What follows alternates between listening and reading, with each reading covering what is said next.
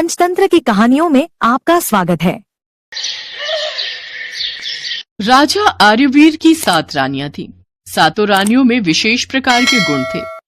रानी सुनैना बुद्धिमत्ता के लिए जानी जाती थी। रानी मीनाक्षी एक कुशल कलाकार जो चीजों को जोड़कर कुछ भी बनाना जानती थी। रानी अवंतिका एक बहादुर योद्धा और रणनीतिज्ञ।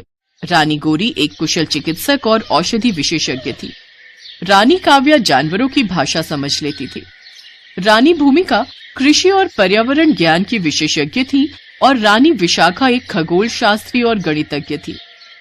रानियों की इन सभी शक्तियों के बारे में हर कोई भली भांति जानता था। सभी रानियों में आपस में बहुत प्रेम था। वे सब एक साथ मिलजुल कर रहती थीं और राज्य के कार्यभार में भी राजा आर्यवीर का हाथ बटाती थी। राजा आर्यवीर की बाकी रानियों की तो कोई संतान नहीं थी, पर सबसे बड़ी पत्नी रानी सुनैना के विराट नाम का एक पुत्र था जिसे सभी रानियां बहुत प्यार करती थी। विराट, देखो पुत्र, अगर तुम भोजन नहीं करोगे तो तुम शक्तिशाली कैसे बनोगे? चलो जल्दी से भोजन कर लो। माँ, मुझे बिल्कुल भी भूख नहीं है। अच्छा, आज हम नगर में घूमने जा रहे हैं।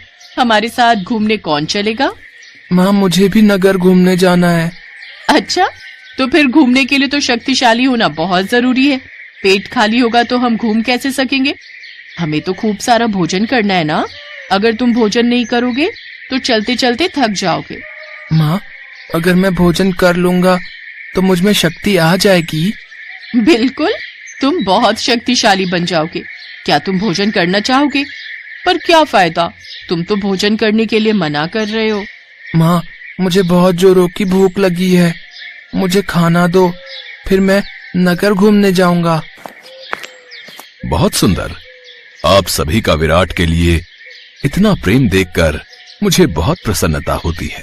हाँ महाराज, सभी रानियां विराट को बहुत प्यार करती हैं। मैं तो यही कहूंगी कि हमारा विराट बहुत भाग्यशाली है जो उसे एक नहीं बल्कि 7 माएं प्यार करने के लिए मिली हैं। महाराज, हम सभी विराट को बहुत प्यार करते हैं और जीवन में हमारे पुत्र पर यदि कोई संकट आया तो उसे सबसे पहले हमसे भिड़ना होगा। हम 7 में 7 रक्षा कवच हैं जो अपने पुत्र की सदैव रक्षा करेंगी। अपनी रानियों का पुत्र विराट के प्रति प्रेम देखकर राजा आर्यवीर सचमुच बहुत प्रसन्न होते थे। पर एक दिन अचानक संकटों का पहाड़ टूट पड़ा। राजकुमार विराट गंभीर रूप से बीमार पड़ जाते हैं और राज्य के बड़े से बड़े चिकित्सक और वैद्य उन्हें ठीक करने में असमर्थ होते हैं। वैद्य जी, कोई तो इलाज होगा इस बीमारी का। हमारा पुत्र कोई ऐसी जड़ी बूटी हो जिससे ठीक हो जाए, कृपा करके बता दीजिए। हम उसे मंगवाने की पूरी कोशिश करेंगे।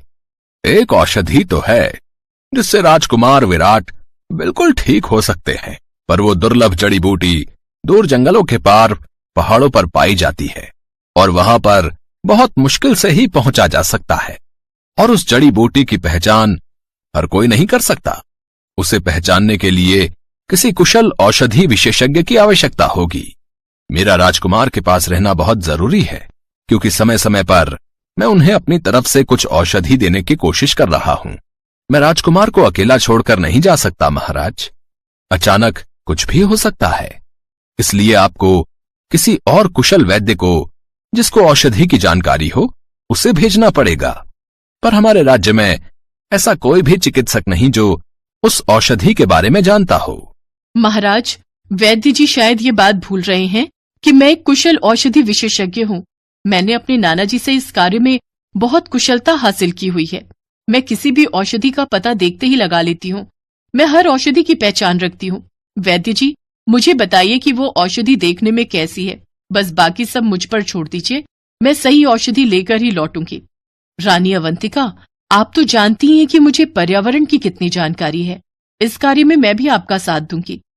और मैं जानवरों की भाषा समझ लेती हूँ, जो कि जंगली रास्तों से गुजरने में काफी सहायता करेगा।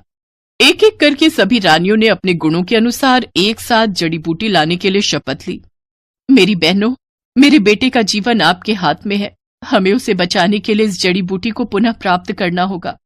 मैं आप सबके साथ सेना को जाने के लिए अभी आदेश देता हूँ।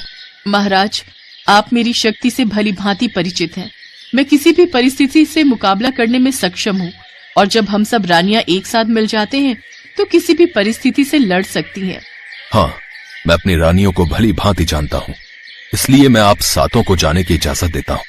सभी रानियां अपनी अपनी क्षमताओं का उपयोग करते हुए खतरनाक यात्रा पर निकलती हैं। जंगल में प्रत्येक रानी की अद्वितीय क्षमता सामने आती है। रानी सुनैना जंगल की खोज के लिए एक प्रभावी योजना बनाती है। रानी मीनाक्षी आराम और सुरक्षा के लिए आश्रयों का निर्माण करती हैं। रानी गौरी जड़ी बूटी के लिए कई संभावित स्थानों की पहचान करती है। रानी काव्या पक्षियों और छोटे वन प्राणियों से बातचीत करती हैं, जो जड़ी बूटी के स्थान के बारे में सुराग देते हैं। रानी भूमिका जड़ी बूटी के पनपने के लिए सही पोषक तत्वों से समृद्ध सबसे उपजाऊ क्षेत्रों की पहचान करती हैं। तारों से जगमगाते आकाश के नीचे रानी विशाखा घने जंगल के माध्यम से समूह का मार्गदर्शन करती हैं।